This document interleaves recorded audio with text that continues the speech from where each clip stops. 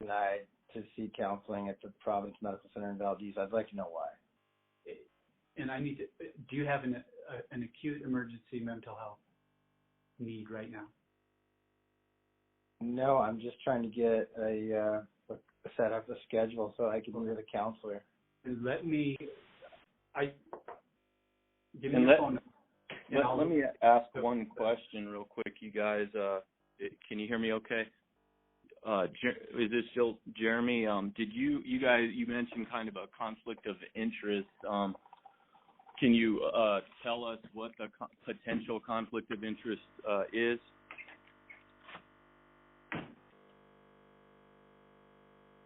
Yeah.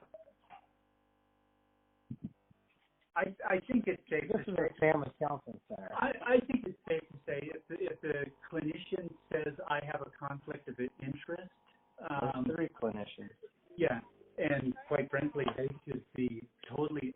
If you want a chance, the best chance of success for your mental health therapy to go where it needs to go, they need to be free of conflict, so that they can give you that service. Okay. What's the conflict? That's the question. I don't know what it is. I can't say off the top of my head what it is. You know I made 2 formal complaints, right? I know. Yeah, I know. The first formal complaint was Ed recommended I make a formal complaint because Matthew advised Karen to serve me with a DV. Okay. He said, we don't do that unless professionals come to your home and have seen something that would warrant that. Okay. He goes, so that's not okay that he did that. Okay. So please do that. So I did, and you've seen that. I didn't get a direct response to it. Right. And then on White's 8th grade graduation, we were going to see. I don't think you're here to teach mental health services. I think you're here to relitigate something that happened a while ago. I just came in to. I want to help you find. I just came in to set up a counselor, and I got denied. And quite frankly, if there's a reason why they can't see it, I'm saying it's probably legitimate, and we need to find. Okay. Well, what's the conflict of interest? I need to have that conversation with them, and quite frankly, it might not be your right to know what that conflict of interest is. It's my right to know why I'm being denied. I suppose, can I force myself on your helicopter? It's my right to have a ride on the helicopter, isn't it? Yeah, absolutely. Well, I guess I see Dean's point, though. If there's 3 clinicians, I could understand a potential conflict with one clinician, but, the entire practice, it'd be difficult for me to believe he can't set. Right, but he can't. It seems like he would be able to be offered services from one of the other clinicians. Okay. That's a good one.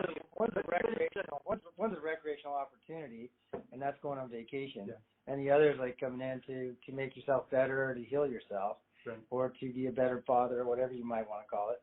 Sure. So I'd say that's a bad comparison. But absolutely, I would never deny you the right to go ride in our helicopter unless you were on drugs or under the influence of alcohol. No, there's no right, okay, for me to ride on your helicopter, and likewise, we do whatever we can to see everybody. But there might be, and I don't know if this is it, and that's why I'm telling you that Jeremy, the jury's not out. The jury's still out. I have to find out if there is still a way for you to get the services you want. And for you to get the services you want, we need to have a clinician on that very small team who doesn't have a conflict of interest or other reasonable professional reasons why they shouldn't see. And if I go and I talk to them and they say that here's a reasonable, justifiable reason why I'm not the best clinician for Dean Cummings.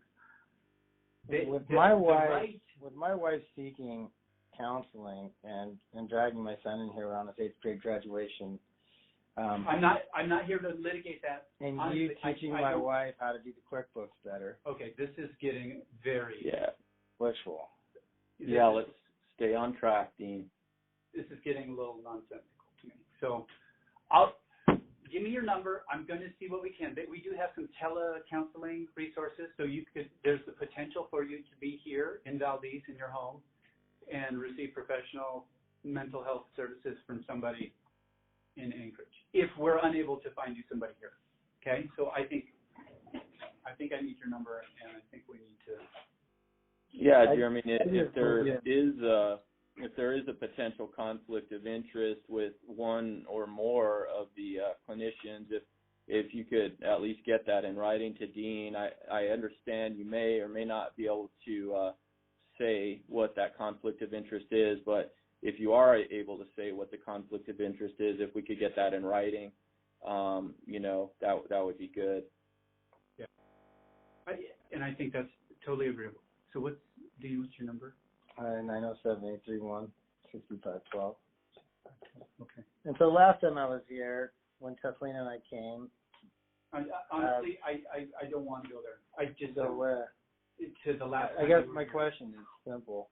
Did you guys contact the Valdez Police Department this time too? I think we're done.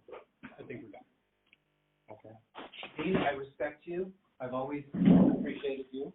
Me too. And I don't know how you got into my family's life in this way. It's definitely not strange. I'm going to try to get you some help. All right. Well, just give me a written reason why I'm not being able to be seen in my hometown counseling center. I think that's totally fair. And then I would like to know what the conflict is too. And if it's appropriate, we'll include that. Okay. Thank you. And one last question. Mm-hmm. Do you think this is how somebody should be treated when they come into this place? Our goal is to be as compassionate as possible, and I know my team. Can you imagine being in my shoes right now? No, I can't. I've not been treated with compassion. Thanks.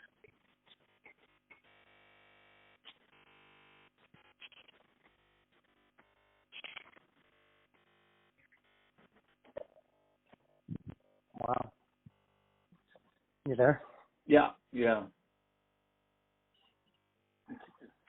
So yeah, I mean, at least we've got a request to find out what the reasoning is, and yeah. Pardon me. Well, what do you do to this? I mean, but you wait and find out why. See what they say. They've got. Well, you need to clear out. It's obvious what's going on here. It's obvious that they're playing this mental card to the nth degree.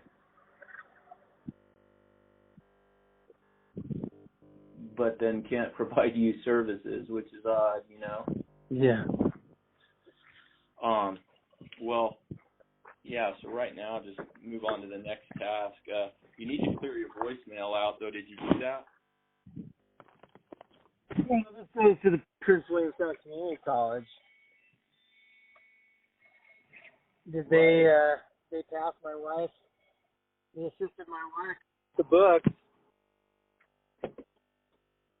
And Chris was trying to cook the book. Yeah, I know. You told me that. I didn't know he was the chief operating officer, but of the hospital. Is he? So he's a professor in something as well, then, or? Yeah, he teaches